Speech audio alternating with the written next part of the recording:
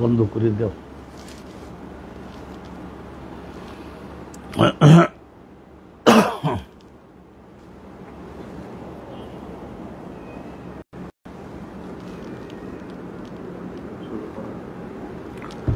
আলহামদুলিল্লাহ ওয়াসসালাতু ওয়াসসালামু আলা রাসূলিল্লাহ।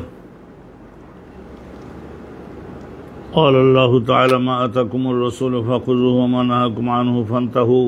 আল্লাহ রাব্বুল আলামিনের তো মানব জাতির জন্য এটা হুকুম যে আমার রাসূলের মাধ্যমে যে সমস্ত আইন কানুন তোমাদের জন্য ঘোষণা করা হচ্ছে সেগুলি তোমরা গ্রহণ করে শিখে জীবনে প্রয়োগ করো।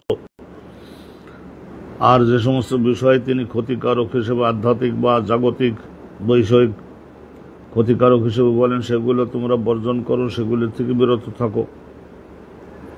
আজকের এই যে হাইজ নিফাসের আলোচনা, আশা করি আজকে আপনারা একটু কষ্ট করলে এটা শেষ করতে পারবো। তায়াম্মুমের আলোচনার মধ্যে ইনশাল্লাহ গিয়ে আমরা আশা করা যায় শুরু করতে পারবো, পড়তে পারবো। বাবু ইকবালের হায়েজ, হায়েজ এর ওই রক্তটা, এইটা ইকবাল মানে আশা, তো এইটা কখন আসবে, কখন আশা ধরা হবে, ওই ইদবারিহি আর ওই মাহিজ হায়েজের অবস্থাটা, ওই রক্তটা কখন বন্ধ হবে, চলে গেছে বলে ধরা হবে, এই কথাটার একটা বিশ্লেষণ আছে, তো শুনে নিন।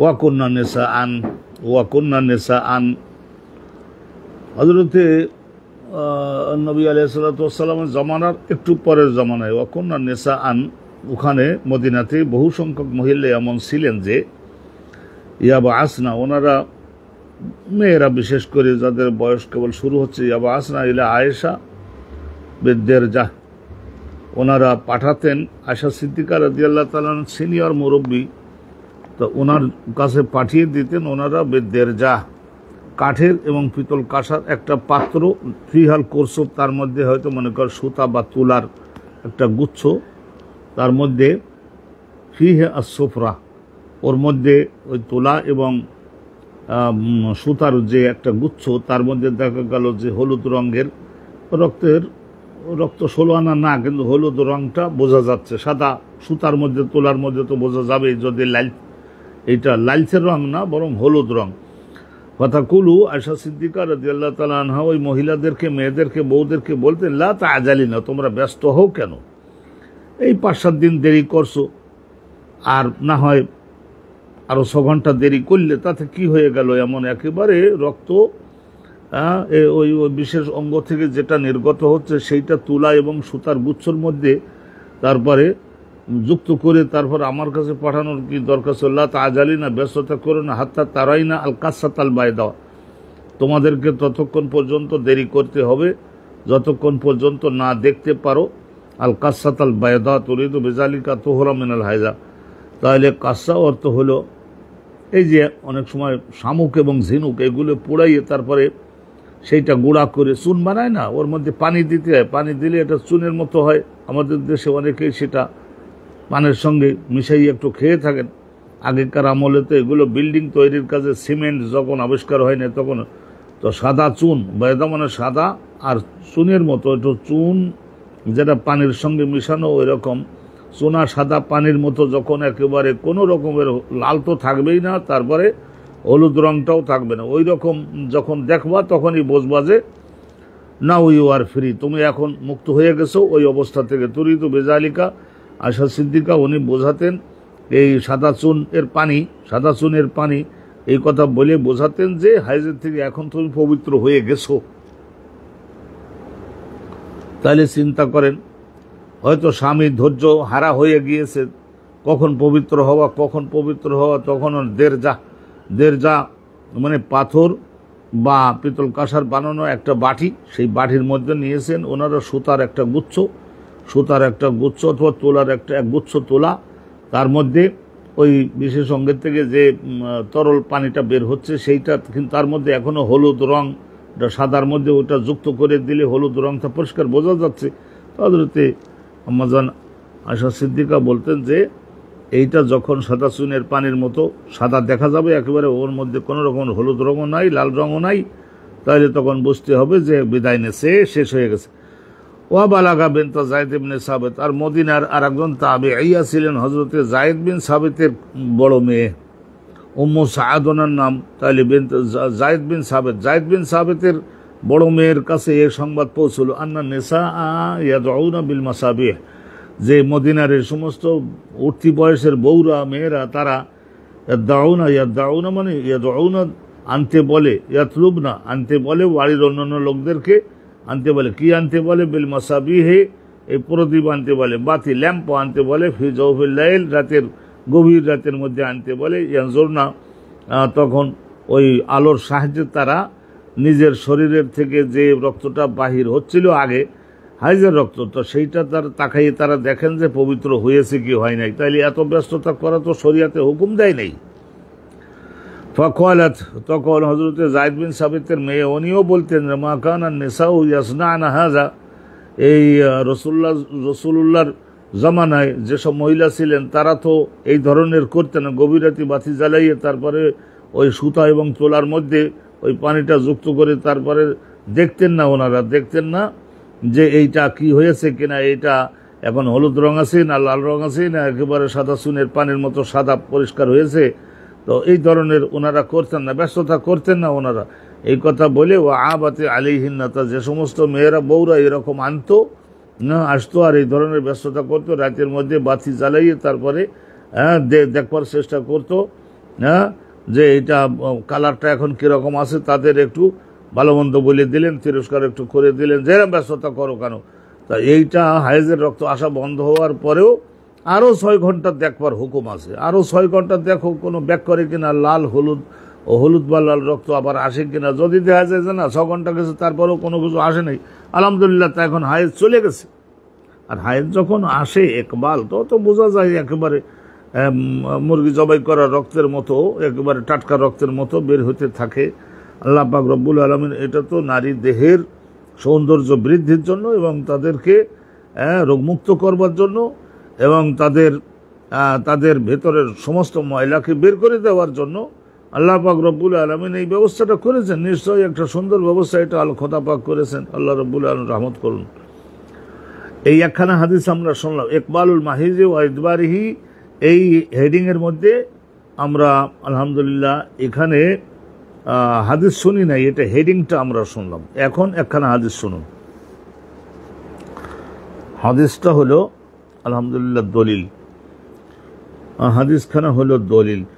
হাদানা আব্দুল্লাহ ইবনে মুহাম্মদ ক্বালা হাদানা সুফয়ান আন হিশাম আন আবি, ওর হিশামের বাপের নাম ওরওয়া, হাদিস যারা পড়ে তারা সবাই জানা উচিত। আনা আয়েশা তান্না ফাতেমা বিনতে আবু হুয়াইশ, ফাতেমা বিনতে আবু হুয়াইশ কানা তুস্তাজ, ওনার ইস্তেহাজা হতো, মানে হায়েজের হয়তো মনে করেন নিচে 3 দিন, অনেকেই বলেছেন নিচে সর্বনিম্ন 1 দিনও কারোর হতে পারে। দেহের মধ্যে যাদের শুষ্কতা তাদের 1 দিনে হয়েই শেষ হয়ে যায়, 1 দিনে হয়েই শেষ হয়ে যায়। সর্বনিম্ন 1 দিন, আমাদের হানাফি মাযহাবে সর্বনিম্ন 3 দিন, তাহলে সর্বনিম্ন 3 দিন, সর্বোচ্চ 6 দিন 7 দিন। হাসানে বসরি বলেছেন 10 দিন, আবার 2-1 তাবিঈ হাসানে বসরির ক্লাস ফ্রেন্ড তারা অনেকে বলে 15 দিন পর্যন্ত হতে পারে। তো যাক, বিভিন্ন ধরনের বক্তব্য থাকে।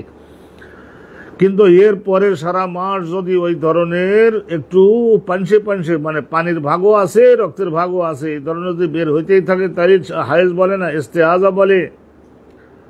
নিশ্চয় কিছু নিয়ম শৃঙ্খলা ভঙ্গ করবার কারণে স্বামী স্ত্রী এই জিনিসটা হয়েছে। ফাতেমা বিনতে আবু হুবাইশ কানা তুস্তাহাজ, ইস্তেহাজা হতো, হায়েজ না ইস্তেহাজা, সারা মাস এরকম হতো। ফাসালাতিন নবী, রসুল্লাহর দরবারে গিয়ে রসুল্লাহ স্ত্রীদের সহায়তা নিয়ে নবী পাকের দরবারে গিয়ে একবার জিজ্ঞাসা করেছিলেন উনি, তো ফাকালা যালিকা, এরকম রসুল্লাহ বলেছিলেন আরে এটা হায়েজের রক্ত না, রোজা এবং নামাজ ক্ষমা পাবা না, স্বামীকে তোমাকে মিলিত হতে সুযোগ দিতে হবে, এটা হলো দম এরকিন, এটা এমন একটা রক্ত আর ঘাম মিশ্রিত বাহির হচ্ছে, পুরা ঘামও না, পুরা ঘামও না, পুরা রক্তও না, এর কারণে নামাজ মাপ পাবা না, রোজা মাপ পাবা না, স্বামীর মিলিত হওয়াটাও নিষিদ্ধ হবে না। ওয়ালাইসাত বিল হাইজাতি, এটা হায়েজ না। হায়েজের আইনের মধ্যে আসলে তখন এক রকমের কথা, আর হায়েজের বাহিরে হলে ইস্তেহাজা হলে তখন আর এক রকমের কথা।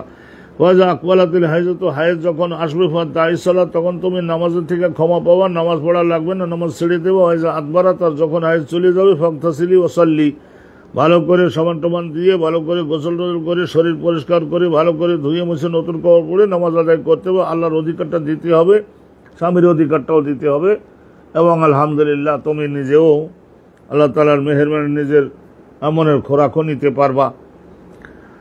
বাবুল্লাহ তাকদি আল হাইজ, আলহামদুলিল্লাহ এটা আমরা এই একটা হেডিং দিলাম, ইকবালুল হাইজ, হাইজ কখন আসে আর হাইজ কখন বিদায় হয়, এর উপরে আমরা একটা শুনলাম। এর সঙ্গে আর একটা বাব আমরা জুড়ে দিতে চাই, কারণ ছোট ছোট বাব হলে তখন একটা অনুষ্ঠানে আপনারা দেখে যান। বাবুল্লাহ তাকদি আল হাইজ ওয়াস সালাত, যাদের যে সমস্ত মহিলাদের হাইজ হচ্ছে তারা কাজা করবে না, তাদের কাছে আল্লাহর নামাজ দাবি নাই। লা তাকদি আল হাইজ ওয়াস সালাত, সালাত তাদের কাছে দাবি নাই, তাদের যখন পবিত্র হবে তখন ওই বাদ পড়ে যাওয়া ওই 6-7 দিনের নামাজ আর কাজা করা লাগবে না, পুনরায় আবার পড়া লাগবে না, আল্লাহ ক্ষমা করেছেন। ওয়াকালা জাবির ইবনে আব্দুল্লাহ, হযরত জাবির ইবনে আব্দুল্লাহ বলেছেন, আবু সাঈদ খুদরি বলেছেন, এই দুইজন সাহাবী জাবির ইবনে আব্দুল্লাহ রাদিয়াল্লাহু তাআলা আনহুমা বলবেন, এখানে আব্দুল্লাহ সাহাবী, জাবিরও সাহাবী, জাবিরের বাপ তো আব্দুল্লাহ শহীদ হয়েছিলেন না, তো সেই হিসেবে আবু সাঈদ খুদরি আর জাবির ইবনে আব্দুল্লাহ আর আবু সাঈদ খুদরি, কিন্তু বক্তা এখানে দুজন, হযরত জাবির আর আবু সাঈদ খুদরি। আনিন নবী, নবী করিম সাল্লাল্লাহু আলাইহি সাল্লামের থেকে শুনে তারা বলেছিলেন, মানে মহিলাদের জন্য মাসলা প্রচার করতেন, তাদাউস সালাত, সালাত বর্জন করবে, নামাজে যোগদান করবে না, নামাজ পড়বে না, তারা নামাজ পড়বে না, জিজ্ঞাসা করবে, অন্যভাবে ইবাদত করবে। তো এই যে হেডিংটার অধীনে দুইখানি হাদিস আছে, সংক্ষেপে শুনে নেবেন। আবে কলাদনা মুসা ইবনে ইসমাইল কলাদনা হাম্মামুন কলাদনা কাতাদাতু কলাদাসাতনি মুআযাতু, হাদাসাতনি মুআযা, আমার কাছে হাদিস বর্ণনা, কথা তাবিঈউনি বলেন আমার কাছে হাদিস বর্ণনা করেছে মুআযা, আন্না ইমরাতান ক্বালাত লি আয়েশা, একজন মহিলা, ওই মুআযা নিজেই হতে পারেন, আম্মাজান আয়েশা সিদ্দিকার কাছে বলেছিলেন, আতুজিজি ওয়া ইহদানা সালাতুহা ইযা তাহুরাত, উনি বলেছিলেন আয়েশা সিদ্দিকার কাছে যে হাইজের থেকে পবিত্র হওয়ার পরে যে নামাজগুলি বাদ গেছে সেই নামাজগুলো পরে পড়িয়ে দিলে চলবে তো? আর তুজিজিউ মানে তাজুজু, জায়েজ কি হবে, যথেষ্ট কি হবে? হাইজের অবস্থায় ওই 6 দিন 7 দিন বা হাসানে বসরির কথা অনুবাদে 10 দিন যে নামাজগুলো পড়তে পারেন, সেই নামাজগুলি পবিত্র হওয়ার পরে ওই মহিলা যদি আদায় করে দেন আল্লাহর আইনে চলবে তো? একজন মহিলা বলেছিলেন, জিজ্ঞাসা করছিলেন আয়েশা সিদ্দিকার কাছে, তখন রাসূলুল্লাহ নাই। ফাকালাত আয়েশা সিদ্দিকা, তখন তারে ধমক দিলেন, আহরুরিয়া আনতে, তুমি কি হারুরার অধিবাসী নাকি? হারুরা বলতে বসরার মধ্যে একটা সেন্টার ছিল, খারিজিরা ওই জায়গাটাকে সেন্টার বানাইছিল ওই যুদ্ধের পরে, খাওয়ারিজদের বিরুদ্ধে হযরত আলীর একটা যুদ্ধ হয়েছিল না, এরপরে পরাজিত হইবার হারুরা নামক গ্রামে গিয়ে বসবাস শুরু করেছিল, বর্তমানে ওই ইরাকের মধ্যে আছে হারুরিয়া। তো ওখানে যে খারিজিরা ছিল তাদের মশলা ছিল এটা, যে হাইজ অবস্থায় যে নামাজ আছে সেই নামাজগুলো পরবর্তীতে পবিত্র হওয়ার পরে পড়তে হবে, এটা তাদের মশলা ছিল। তো বলে, তুমিও কি ওই হারুরা গ্রামের সেই খাওয়ারিজদের মধ্যে একজন মহিলা নাকি? আল্লাহ করছে ক্ষমা, তুমি আবার সেটা পড়তে চাও কেন? এই যে মহিলা, তুমি আবার পড়তে চাও কেন? আল্লাহ করেছেন ক্ষমা। তা তুমি কি হারুরি নাকি? হারুরি মানে খারিজি নাকি? খারিজি। কদ কুন্না নাহিদু মা রাসূলিল্লাহ মা নবী রাসূলুল্লাহ জীবদ্দশায় আমাদের হায়েজ হতো না, ওয়ালা ইয়ামুরুনা বিহি, ওই নামাজগুলো পবিত্র হওয়ার পর আবার পড়িয়ে দাও, এই তো জীবনেও শুনি নাই, রাসূলুল্লাহ বলেন না, আদেশ করেন নাই, তার মানে ইসলাম এটা ক্ষমা। আও ক্বালাত ফালা নাফআলুহু, তো এই কথা উনি বলেছিলেন যে কাদ কুন্না নাহিজু মা নবী সাল্লাল্লাহু আলাইহি ওয়াসাল্লাম ওয়ালা ইয়ামুরুনা বিহি, কথাটা বলেছিলেন, অথবা বলেছিলেন এই কথাটা, আও ক্বালাত, অথবা আয়েশা সিদ্দিকা বলেছিলেন ফালা নাফআলু, যে কাদ কুন্না নাহিজু মা নবী সাল্লাল্লাহু আলাইহি ওয়াসাল্লাম ফালা নাফআলুহু, রাসূলুল্লাহর উপস্থিতিতে জীবদ্দশায় আমরা এইরকম হায়েজ হইতাম, পবিত্র হওয়ার পরে আবার আমরা তো নামাজগুলো কাজা করতাম না, বিশ্বের সব মুসলমানরা এরকম জানে। তুমি আবার কোন জায়গা থেকে বাইর হইলা, যেটা আল্লাহ করতে বলেন না সেইটা আবার ঘাড়ের উপরে টেনে আনতেছো কেন? বারাকাল্লাহু লানা ওয়া লাকুম ফিল কুরআনিল আযীম ওয়া ফিস সুন্নতি রাসূলিল্লাহ সাল্লাল্লাহু আলাইহি ওয়াসাল্লাম। এই অনুষ্ঠানটা এই পর্যন্ত দিলাম, আপনারা লেগে থাকবেন। আমরা আশা করি আজকের এই হাইজের আলোচনাগুলো শেষ করবার জন্য চেষ্টা করব, দ্রুত গতিতে যাব, যেখানে আলহামদুলিল্লাহ আলোচনা গভীর করা দরকার আমি নিজে বুঝি সেগুলি করে দিব, কিন্তু আপনারা শুনে যেতে থাকুন। আপনাদের মনোযোগ কিন্তু আকর্ষণ করলাম, আর সঙ্গে থাকতে হয়, মাঝে মধ্যে একটু সঙ্গে থাকতে হয়। আমরা অনেক সময় দেখা যায় যে খাসির গোশত দিয়ে খাইলাম, তারপরে অনুরূপভাবে গরুর গোশত দিয়ে খাইলাম, তারপরে যদি মেজবান বলেন যে আজকের আপনাদের জন্য ডিম এবং গাছের টক আমড়ার কোরমা আছে সেটাও একটু খান, তা আমরা এটা আরো দেরি করি না 10 মিনিট, এবং দই আছে মিষ্টি আছে, দেরি করি না আমরা দেরি করি, দুধ আছে, সৌদি খেজুর আছে, মদিনের খেজুর আছে, দেরি করি না, একটু দেরি করি, এখানে দেরি করুন। আলহামদুলিল্লাহ ওয়াসসালাতু ওয়াসসালামু আলা রাসূলিল্লাহ। বাবুন আন্নাহু মাআল হাজ ওয়া হিয়া ফি সিয়াব, এগুলি আপনারা আগে ধরেছেন, অথবা দ্রুত যাব। শয়ন করা যাবে, বৈধ হবে, নিদ্রা যাওয়া যাবে, বৈধ হবে। একজন পুরুষ স্বামী সেই নিজের স্ত্রীকে নিয়ে ঘুমাতে পারবে, শুয়ে থাকতে পারবে, মাল হায়জা স্ত্রী, হাইজগ্রস্ত স্ত্রীকে সঙ্গে নিয়ে একই লেপের মধ্যে, একই কম্বলের মধ্যে, কিন্তু ওই স্ত্রী মেয়ে লোকটাকে থাকতে হবে অবশ্যই তার নিজের শাড়ি জামা পায়জামা যেগুলো আছে, আর হাইজের যে সমস্ত কাপড় চোপড় পরিধান করতে, হাইজের রক্তটা বের হয়ে যাতে ছড়িয়ে না যেতে পারে, সতর্কতা সাবধানতাটাকে, ওই রক্তটাকে নিয়ন্ত্রণ করে যাতে একটা তুলা এবং সুতা ওগুলো শুষে নিতে পারে ব্যবস্থা আছে না, সেইগুলি পরিধান করবে, আর স্বাভাবিক কাপড়গুলোও পরিধান করবে। ওই অবস্থায় স্ত্রীকে নিয়ে কাঁথা কম্বলের মধ্যে স্বামী শয়ন করতে পারে। শরিয়াত বলেছিলাম না, বাইনাল ইফরাতে ওয়াত তাফরিত, বাড়াবাড়িও নাই, ছাড়াছাড়িও নাই। ইহুদিরা কি করতো, এত বাড়াবাড়ি করতো, বলতো না না না না না, এই ঘরের মধ্যে থাকো না, তুমি বলা তো যায় না, তোমার স্বামী যুবক মানুষ, কি করে বলে অন্য ঘরে যাও, এরকম বলতো না। আবার খ্রিস্টানরা বলতো না না, এটা কিছু না কিছু না কিছু না, এটা পেশাব হয় যেমন অনুরূপভাবে অন্যান্য যে সমস্ত জিনিস শরীর থেকে নির্গত হয়, এটাও তদ্রূপভাবে ওই অবস্থা চালু থাকা অবস্থায়ও স্বামী স্ত্রী একত্রিত হতে পারবে, এটা বলতো না খ্রিস্টানেরা, এখনো বলে। আমরা এই দুইয়ের মধ্যবর্তী অবস্থা থেকে হাদাসানা সাদ ইবনে হাফসিন ক্বালা হাদাসানা শাইবান আন ইয়াহইয়া আন আবি সালামাতা, লামের উপরে ফতহ দিবেন সালামাতা, সালেমাতা না, সালামাতা, আবু সালামাতা আন যায়নাব বিনতে আবি সালামা। তাই এখানে আবু সালামা উনি রিওয়ায়াত করতেছেন যায়নাব বিনতে আবু সালামার নিকট থেকে, হাদাসাতুম আন্না উম্মু সালামা, তাহলে যায়নাব বিনতে আবু সালামা মেয়ে, উনি রিওয়ায়াত করতেছেন, ওনার কাছে বর্ণনা করেছে ওনার মা উম্মু সালেমা ক্বালাত হিজতু, হঠাৎ একদিন রাতে রাসূলুল্লাহর সঙ্গে শয়ন করিয়াছি, আমার হায়েজ হয়ে গেল, আনা মা নবী, রাসূলুল্লাহর সঙ্গে কাঁথা কম্বলের মধ্যেই আছি, ফিল খামিলা, খামিলা বলতে ওই যে কাঁথা এবং কম্বল, খেতা না, কাঁথা এবং কম্বল, এর মধ্যে। আর সৌদি আরবে এমন দেশে এমন এমন তৈরি হয়, এটা সাধারণত কম্বলও না, কিন্তু আবার কাঁথার চাইতে আরেকটু মজবুত মোটা, এটা অনেকটা বড় লম্বা হয়, বাচ্চা কাচ্চা নিয়ে 2, 3 জন 4 জন এর মধ্যে শয়ন করা যায়। খামিলা ফানসালালতু, এটা খামিলার অনুবাদ তো করলাম যে বড় একটা কম্বল জাতীয় কাঁথা, মোটা সুতা দিয়ে বানায়।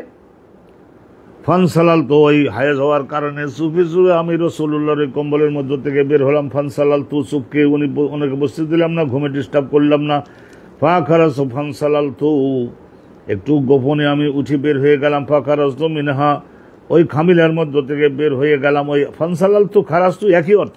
ফাখাজতু সিয়াবা হাইজাতি, আমার হাইজের কাপড়টা, ফাখাজতু সিয়াবা হাইজাতি, আমার হাইজের কাপড়, যেগুলো সাধারণত হাইজ হলে যে অতিরিক্ত কাপড়গুলো পরতে হয় সেইগুলো আমি ভালো করে পরে নিলাম। ফালাবিসতুহা, আমি হাইজ হলে যে কাপড়গুলো নেওয়া লাগে সেই কাপড়গুলো নিলাম এবং পরিধান করলাম। ফাকাল আলী রাসূলুল্লাহ, তারপরে আবার আসলাম, আসি আবার শুয়ে পড়লাম। বা আনুবেশ রাসূলুল্লাহ বললেন, তোমার হাইজ হয়ে গেল নাকি? কুলতু নাম, তখন আমি বললাম, হ্যাঁ হুজুর ইয়া রাসূলুল্লাহ। আল্লাহর নবী, উনি তার সামান্য একটুখানি চোখের পলক মারা দেখলেই তো বুঝে নিতে পারেন। কুলতু নাম, আমি বললাম যে হা ফাদাআনি, আমাকে ডাকলেন, আদখালানি, আমাকে ভেতরে প্রবেশ করিয়ে নিলেন। মহা ঠান্ডা, এই ঠান্ডার মধ্যে এখন মহিলাকে, স্ত্রীকে শরিয়াত প্রতিষ্ঠা করতেছেন। ফিল খামিলা, ওই বিরাট চাদরের মধ্যে আল্লাহর নবী আমাকে ঢোকাই নিলেন। কালাত ওয়া হাদাসাতনি, এই যে এখানে জয়নাব ছিলেন না, ওই উম্মু সালেমার মেয়ে। কালাত ওয়া হাদাসাতনি, কালাত, এটা বলেন, কে বলেন? ওই যে জয়নাব বিনতে আবু সালামা বলেন, ওয়া হাদাসাতনি, আর আমার কাছে হাদিস এটাও বর্ণনা করেছেন আমার মা উম্মু সালেমা, আন্না নবী সাল্লাল্লাহু আলাইহি ওয়াসাল্লাম কানা ইউকাব্বিলুহা, নবী করিম সাল্লাল্লাহু আলাইহি ওয়াসাল্লাম রোজা থাকা অবস্থায় মাঝে মধ্যে নিজের স্ত্রীরা তো না খেয়ে থাকতো, তো খাদ্য পায় নাই, খাদ্য রসুল্লাহ দিতে পারেন নাই। এখন রসুল্লাহ সাল্লাল্লাহু আলাইহি ওয়াসাল্লাম মাঝে মধ্যে রোজা থাকা অবস্থায় উম্মে সালেমাকে আদর করে হয়তো চুম্বন দিলেন, মাথায়, মুখে, ঘাড়ে, হাতে চুম্বন দিলেন। নবী করিম সাল্লাল্লাহু আলাইহি ওয়াসাল্লাম চুম্বন দিয়ে আদর করতেন আর বলতেন যে হ্যাঁ ইবাদত করো, একটু কষ্ট হচ্ছে সেই দেশে, রোজা থাকাটা কিন্তু ভীষণ কষ্ট। তা সেই কষ্টের মধ্যে একেবারে শুকাই গেছে। রাতে ওই ধরনের প্রচুর খাদ্য তো নবীর বাসায় বিলাসের সামগ্রী দেওয়া হতো না, সেই জন্য মনটা যাতে খারাপ না করে সেই জন্য কানা ইউকাব্বিলু ওনারা চুম্বন দিয়ে দিতেন। রোজা থাকা রসুল্লাহ রোজাদার, তাহলে বোঝা গেল যে জায়েজ আছে।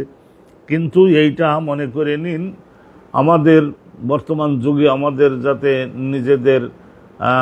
নিজেদের উপরে নিজেদের নিয়ন্ত্রণ দুর্বল, আমাদের অত সীমান্তে যাওয়া ঠিক হবে না। অকুন্ত আগতা ছিল সব জায়েজগুলাকে করতেই যে হবে এমন না। অকুন্ত আগতা ছিল আনা আমার নবী, আর হযরত উম্মে সালামা আরো বলতেন অকুন্ত আগতা ছিল আনা আমার নবী সাল্লাল্লাহু আলাইহি ওয়াসাল্লাম মিন ইনাইন ওয়াহিদিন মিনাল জানাবাতে, স্বামী স্ত্রী একত্রিত, উনিও জানাবাত আমও জানাবাত। এই অবস্থায় শরীর থেকে বীর্য বাহির হইলে তখন জানাবাত বলে। তো জানাবাত রাসূলুল্লাহ সাল্লাল্লাহু আলাইহি ওয়াসাল্লামের সঙ্গে একত্রিত জানাবাত, তিনিও আমিও জানাবাত। অর্থাৎ এই অবস্থায় একই গামলার থেকে পানি নিয়ে, এক গ্লাসে এক বাটিতে পানি নিয়ে আমরা দুইজন একসঙ্গে গোসল করে নবীর সঙ্গে এমন গভীর সম্পর্ক মহব্বতের ছিল। আলহামদুলিল্লাহ। এই আর একটা, তাহলে এই হাদিসখানা আমরা আগেও পড়েছি, আপনার যদি মনোযোগ থাকে তাহলে আপনারা জানেন যে এটা আগেও আপনারা পড়েছেন। কিন্তু এক একটা ঘটনার মধ্যে বিভিন্ন সাইড থাকে, SIDE, সাইড মানে দিক, বিভিন্ন দিক থাকে। এটা ভালো করে নেবেন, ভালো করে ধরেন। মানে এখন আরেকটা শুরু করতে যে বাবন মানে সিয়াবুল হাইজ সেওয়ায়ে সিয়াব তহর। একজন মানে উম্মে সালেমা যেমন, আয়েশা সিদ্দিকা যেমন, মান ইত্তাখাযা সিয়াবা মান ইত্তাখাযা। এখানে আপনি প্রশ্ন করতে পারেন যে হুজুর এখানে ইত্তাখাযা সিয়াবুল হাইজ সেওয়ায়ে সিয়াব তহর, পবিত্র থাকা অবস্থায় যেসব কাপড় পরে সেই কাপড়গুলা বাদেও হায়েজ চালু হয়ে গেলে তখন আবার ভিতরে ওই নির্গত রক্তটাকে নিয়ন্ত্রণের জন্য আরো একটা দুইটা ছোট বড় মিলে একটা দুইটা আরো অতিরিক্ত কাপড় পরিধান করতে হবে। তো এখানে ব্যাকরণের নিয়ম আছে যে ইত্তাখাযা, এইটা ইত্তাখাযাত, এখানে মান শব্দটার দিকে যাচ্ছে, মান শব্দটা এইটার দিকেই যাচ্ছে। অতএব সেই হিসেবে ইত্তাখাযাত বলার দরকার, কিন্তু না বলে ইত্তাখাযা বলা সেটাও শুদ্ধ। মান ইত্তাখাযা এমন একজন মহিলা যিনি গ্রহণ করলেন হায়েজের বাবদে আরো অতিরিক্ত দুই একটা কাপড় একেবারে ভিতরে, সেওয়ায়ে সিয়াবে তোহর, কিন্তু পবিত্র অবস্থায় যে শাড়িগুলি আর যে সমস্ত ছায়াগুলি বেল্লুজাগুলি এগুলি পরিধান, সেগুলি বাদেও আবার হায়েজের বাবদে আরো অতিরিক্ত সতর্কতা হিসেবে কাপড় পরিধান করা, সেটাও ধন্যবাদ। حدثنا معاذ بن فضالة قال حدثنا هشام عن يحيى عن أبي سلمة أبو سلمة عن زينب بنت أبي سلمة আবু সালামা জয়নব বিনতে সনদ আগেরটাই, আন উম্মে সালামাতা ক্বালাত বাইনান আনা মা নবী রাসূলুল্লাহর সঙ্গে এক বিরাট চাদরের নিচে শুয়ে আছি, মুত্তাজিআতান, কাছে হয়ে শোয়াকে বলা হয় মুত্তাজিআতান, আর উপরের দিকে বুক আবার নিচের দিকে বুক, এরকমও তো হয় অনেক সময়। মা নবী সাল্লাল্লাহু আলাইহি ওয়াসাল্লাম মুত্তাজিআতান কাদে ফি খামিলা, বিরাট একটা চাদরের নিচে হেজতমরা হয়ে গেল। ওই হাদিস ওই ফানসালাল, তো আমি চুপ করে বের হলাম, আকাশ তো সে আবার হায়েজের বাবদের অতিরিক্ত কাপড় সেগুলো পরলাম, সতর্কতা। ফকাল আনুবিস, আবার যখন আসছি একটু ইতস্তত করতেছি, ঢকপনা অনুমতি দেবে কি দেবে না, তাই না রাসূলুল্লাহ বললেন যে তোমার কি হায়েজ হয়ে গেল নাকি? ফখল তো না, আমি বললাম হ্যাঁ হায়েজ হয়েছি। আর রাসূলুল্লাহ ফাতানি বলে অসুবিধা নাই, অতিরিক্ত কাপড় পরছো না, তাহলে সেটাও তো ওই জায়গায় থাকবে। তার মানে তোমার যে নিজের পা, তোমার নিজের হাত, তোমার নিজের নাভির উপরের অংশ, মুখ, মাথা, এগুলি তো আর নাপাক হয়ে যায়নি। আসো। ফাদাআনি, রাসূলুল্লাহ আমার ডাকলেন, ফাতাজাতু মাহু, রাসূলুল্লাহর সঙ্গে আবার আমি শুয়ে পড়লাম, ফিল খামিলাতি, বিরাট চাদরটার মধ্যে। সাদাকাল্লাহুল আযীম ওয়া সাদাকা রাসূলুহুন নবিয়ুল কারীম ওয়া নাহনু আলা যালিকা মিনাশ শাহিদিন ওয়া শাকিরিন ওয়ালহামদুলিল্লাহি রাব্বিল আলামিন। এখন যেটা আমরা হাদিস পড়ব এটাও মহা গুরুত্বপূর্ণ, খুব মনোযোগ দিয়ে শুনবেন, খুব মনোযোগ দিয়ে শুনবেন। باب الشهود العائد على الدين ودعوة المسلمين ويعتزلنا المصلى আলহামদুলিল্লাহ ওয়াসসালাতু ওয়াসসালামু আলা রাসূলিল্লাহ।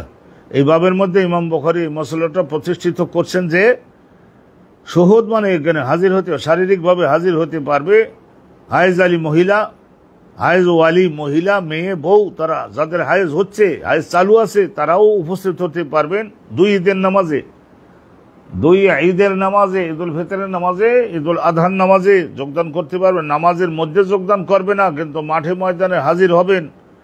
এই ব্যাখ্যা হাদিসটা শুনলে বুঝবেন, ব্যস্ত হন কেন। ওয়া দাওয়াত আল মুসলিমিন, মুসলমানগণ সেখানে কিভাবে মোনাজাত দিচ্ছেন আল্লাহ রাব্বুল আলামিনের কাছে, সেই মোনাজাতের সঙ্গে সঙ্গে শরীক হয়ে মোনাজাতে অংশগ্রহণ করে সেই মোনাজাত সময়ের সঙ্গে নিজের সমর্থনও জানাইয়ে খোদার কাছে রহমত চাইয়ে আনতে পারবে। তা মোনাজাত দেওয়ার জন্য তো আর শরীর পবিত্র হওয়ার লাগবে না। তা সেই হিসাবে বললেন যে ওখানে যেতে তো হবে, কখন মোনাজাত হচ্ছে, বাড়ি বসে তো আর সে মোনাজাতের শরীক হওয়া যায় না। আমাদের বর্তমান যুগের মতো তো আর মাইকের ব্যবস্থা ছিল না। কিন্তু একটা কথা শোনেন, ওই শেষের কথা বলে ওই আতাজিলনা আল মুসাল্লা, ওই সলাতে যোগদানটা করতে পারবে না। ওই জায়গায় যে ওয়াজ নসিহত হচ্ছে, হেদায়েত হচ্ছে, টিচিং যেটা দেওয়া হচ্ছে সেটা শুনে ধন্য হতে পারবে। মুসলমানদের কত বড় জনসংখ্যা, এখন শেকড় সহ উঠেই ফেলা সম্ভব না। এইটা প্রতিষ্ঠিত করে পারে পুরুষ 1 লাখ, মহিলা 1 লাখ।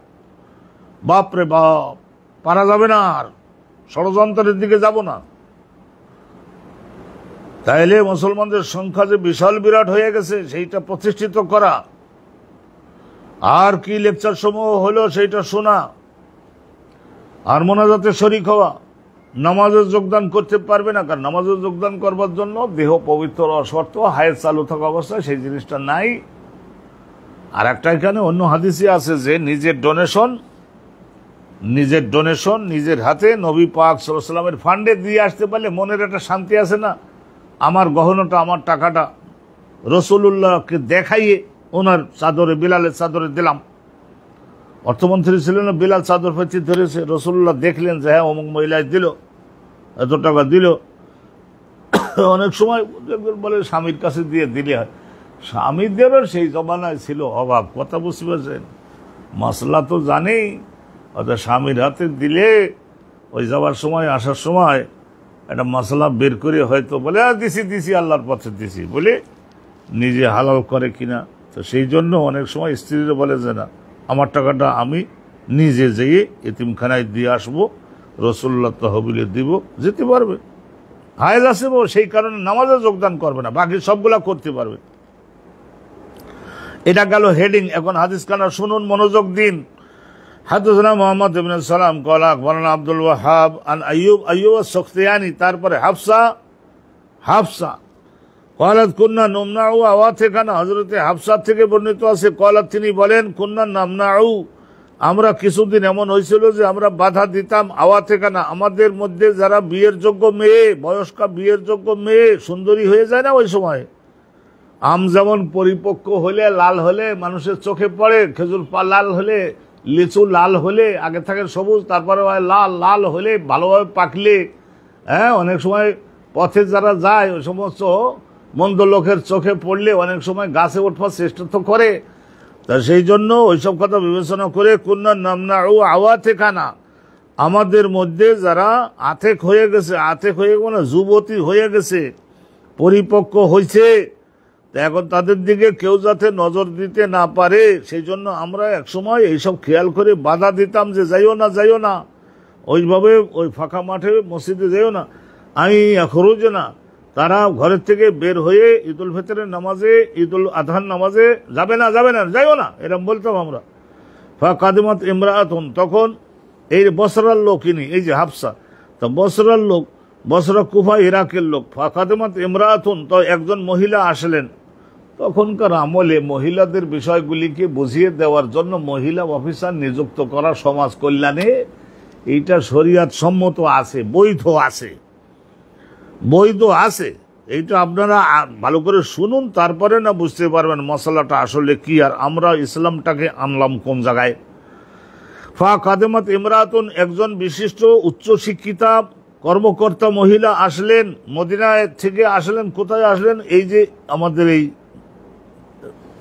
ইরাকের দিকে, বসরা কুফায় দিকে। নাজালাত, তা বসরায় এখানে এসে উটের পিঠ থেকে উনি নামলেন, নেমে অবস্থান করলেন কসরে। কসর মানে ওখানে গভর্নমেন্টের যে রেস্ট হাউস থাকে না, রেস্ট হাউস, তাহলে বনি খালাফের ওখানে একটা রেস্ট হাউস, গেস্ট হাউস বানানো হয়েছিল, সেটারে বলা হতো কসরা বনি খালাফ। কসরুন মানে রাজপ্রাসাদ। আরে সেই আমলের রাজপ্রাসাদ, একতলা সর্বোচ্চ হতে পারে, কাঠ দিয়ে, উপরে পাথরের গুঁড়া দিয়ে, সোনা এইগুলো সমস্ত দিয়ে তারপরে বানাইয়ে তার উপরে খেজুর গাছের বাল্লি, এগুলি পাতা কাঠ দিয়ে তারপরে দিয়ে দেয়। সর্বোচ্চ দোতলা করা যেত সেই আমলে। আমি মদিনায় 50 বছর আগে এই ধরনের কাঠের তৈরি দোতলার মধ্যে ভাড়া থাকছি। 50 বছর আগে। এই 10 দিন থাকবো তোমার এই ঘরে, এই 10 দিনের খাওয়া দিবা, নাস্তাবাদী দুপুরে, আর রাতে 2 ওয়াক্তের খানা দিবা 10 দিন, আর খানার বাবদে 100 রিয়াল, থাকার বাবদে 100 রিয়াল, এই যে 200 রিয়াল। আর যদি বেশি পিড়াপিড়ি করে তা আরো 50 রিয়াল বেশি দেওয়া যায়। আলহামদুলিল্লাহ, কাঠের তৈরি দোতলা। কসরা বনি খালাফ, বনু খালাফ গোত্রের লোকদের ওই জায়গায় একটা রাজপ্রাসাদ বলা হয়, কিন্তু এটা বসরার ওখানে সরকারি অফিসাররা আসলে অবস্থান করতেন। আমাদের সকলের কাছে উনি হাদিস বর্ণনা করলেন। আমরা যাতে রিল্যাক্স হই, আমরা ওই যে একটু বয়স বেশি হয়ে গেলে, চোখে পড়বার মতো সুন্দরী হয়ে গেলে, পরিপক্ক হয়ে গেলে, আকর্ষণীয় হয়ে গেলে মেয়েদেরকে কোনো জায়গায় বাইরে হইতে দিতে চাই না। তা হাদ্দাসাত, তখন ওই যে মদিনার থেকে আসা ওই মহিলা, ওনার থেকে আমাদের তিনি একটা হাদিস বর্ণনা করলেন। আন উখতে, হ্যাঁ, ওনার বোনের থেকে, বোন ওনার বোনের থেকে। আর ওনার বোন এর স্বামী, তার মানে ভগ্নিপতি। ওখান আজাউজা, ওনার ভগ্নিপতি গাজা মান নবী রাসূলুল্লাহ সাল্লাল্লাহু আলাইহি ওয়াসাল্লামের সঙ্গে যুদ্ধে যোগদান করেছিলেন, 12টা যুদ্ধে। সিনতাই আশারাতা গজওয়াতান ওয়াকানাত উখতি মাআহু ফি সিত্তিন। আর নিজের স্বামীর সঙ্গে আমার নিজের বোন, তিনিও 6টা যুদ্ধে যোগদান করেছেন। আলহামদুলিল্লাহ। তাইলে যুদ্ধে পর্যন্ত মেয়ে লোকরা যোগদান করেছেন। কি কাজ করে মেয়ে লোকরা? যুদ্ধে যোগদান করে এখনকার জমানায় যদি হয় ক্ষেপণাস্ত্র হয়, তাহলে ক্ষেপণাস্ত্র পরিচালনায় যদি দক্ষ হয়ে থাকেন, ক্ষেপণাস্ত্র পরিচালনা করবে এখানে বসে একজন মেজর জেনারেল মহিলা, কোনো সমস্যা নাই। তার ব্যক্তিগত সম্ভ্রম মর্যাদা সুরক্ষিত থাকতেছে। এখানে থেকে মনে করেন 1,500-2,000 কিলোমিটার দূরে মুসলমান দেশের মধ্যে থেকে যুদ্ধে যোগদান তিনি করতেছেন, মহিলা করতেছেন। সেই আমলে ভেঙে যাওয়া অস্ত্রগুলো পুনরায় মেরামত করা, খাদ্য তৈরি করে সরবরাহ করা, যারা আহত হয়েছে তাদের সেবা শুশ্রূষা করা।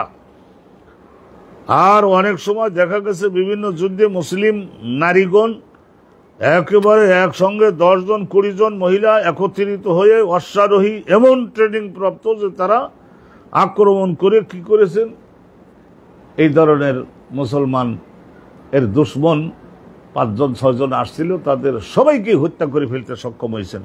আল্লাহু আকবার বলে আবার তাবুতে ফেরত আসছেন। আমার বোনটা ওই তার স্বামীর সঙ্গে 6টা যুদ্ধে যোগদান করেছিলেন। কয়ালাত, তাইলে উনি বলছেন,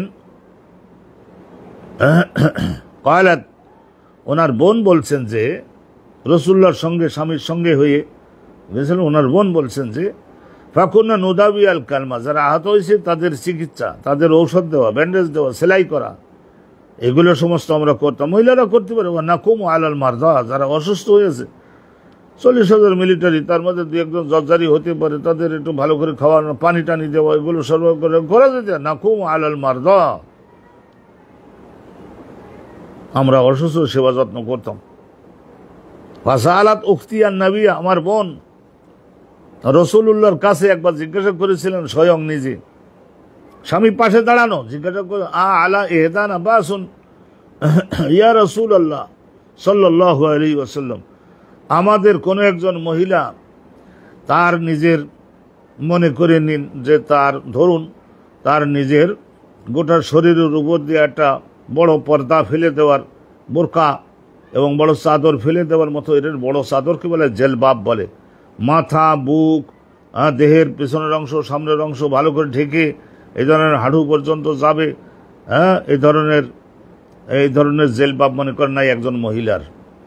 তাহলে আল্লাহ তাখরুজ, সে যদি বাড়িতেই থাকে, যদি নামাজ পড়তে না যায়, জুম্মায় যদি না যায়, 2 ঈদে যদি না যায়, তাহলে তার কি পাপ হবে? ইয়া রাসূলুল্লাহ, জেলবাব তো নাই। কয়লা রাসূলুল্লাহ তখন বলল, জেলবাব তার নাই, তো তার প্রতিবেশী অন্য কোনো মেয়ে লোকের নাই? বিরাট বড় চাদর, 5-6 হাত লম্বা, 7-8 হাত লম্বা চাদর একটা গায়ে দিয়েছে। তারপরেও সেই মহিলাটা, তার প্রতিবেশী সঙ্গিনী, তারা তাদের বিশাল চাদরের কিছু অংশ ওর মাথার উপরে, ওর দেহটাকে দিয়ে ঢেকে রাখবে, তবুও যেতে হবে। হ্যাঁ, তার বান্ধবী, তার প্রতিবেশিনী, সে এর গায়ে দেওয়ার ব্যবস্থা করে। মিন জেলবাবে, তার নিজের জেলবাবের থেকে অর্ধেক অংশ রেখে দিবে, তবুও যোগদান করবে। অলতা শাহাদুল খায়ের, তাইলে মনে করে নিন যোগদান করতে হবে। এই মহিলাকে যোগদান, জেলবাব নাই বলে একটা অজুহাত খাড়া করলা, যোগদান করতে হবে এই মহিলাকে মঙ্গলজনক অনুষ্ঠানগুলিতে, যেমন নাকি ইস্তেসকার নামাজ, যেমন নাকি ওই আগে যেগুলো ব্যাখ্যা করে সেইগুলি ব্যাখ্যাগুলি এখানে আর টানতেছি না। অদাওয়াতাল মুমিনিন, ইমানদারগণ ইলম শিখতেছে এবং দোয়া করছে, দোয়া শরীক হবে। ফালাম্মা কাদেমাত উম্মু আতিয়াতা, হযরত উম্মে আতিয়া, উনিও আবার আসেন। উম্মে আতিয়া মদিনার আনসারি মহিলার মধ্যে সিনিয়র মোস্ট সচিব লেভেলের ছিলেন উনি। ফালাম্মা কাদেমাত উম্মু আতিয়াতা, হযরত উম্মে আতিয়া যখন আসলেন, সাআলতুহা, আমি জিজ্ঞাসা করেছিলাম উম্মে আতিয়াকে, আসামাইতিন নবিয়া, নবী করিম সাল্লাল্লাহু আলাইহি ওয়াসাল্লামের কাছে এসব বিষয়ে কি বক্তব্য আপনি শুনেছেন? ক্বালাত, তখন উনি বললেন, উম্মে আতিয়া বললেন, উম্মে আতিয়ার নাম ছিল নুসাইবা। আপনারা মেয়েদের নাম রাখতে পারেন, উম্মু আতিয়া নাম রাখতে পারেন, নুসাইবা নাম রাখতে পারেন। রাসূলুল্লাহ সাল্লাল্লাহু আলাইহি ওয়াসাল্লাম মহব্বতে এই সমস্ত নাম ধরে ডাকতেন। তো ক্বালাত বে আবি, হ্যাঁ, আল্লাহর জন্য আমার বাপ কোরবান হোক। বে আবি, আল্লাহর জন্য আমার বাপ কোরবান হোক। নাম, পারবে, পারবে, শুনেছি। রাসূলুল্লাহর কাছে জিজ্ঞাসা করেছেন, লা তাযকুরুহু ইল্লা ক্বালাত, লা তাযকুরুহু ইল্লা ক্বালাত। তো যতবার উম্মু আতিয়া লা তাযকুরুহু ওয়া কানাত লা তাযকুরুহু ইল্লা ক্বালাত বে আবি, তো যতবার উনি বলতেন, কি বলতেন? রাসূলুল্লাহ সাল্লাল্লাহু আলাইহি ওয়াসাল্লামের নিকট থেকে জিজ্ঞাসা করে তারপরে আমি জেনেছি এই কথাটা যতবার উনি উল্লেখ করতেন ততবার উনি বলতেন যে বে আবি, আমার বাপ আল্লাহর জন্য কোরবান হোক, আমার বাপ আল্লাহর জন্য কোরবান হোক, রসুলের জন্য কোরবান হোক, একই কথা। আল্লাহর জন্য যে কোরবান হয় সে রসুলের জন্যই তো কোরবান হয়।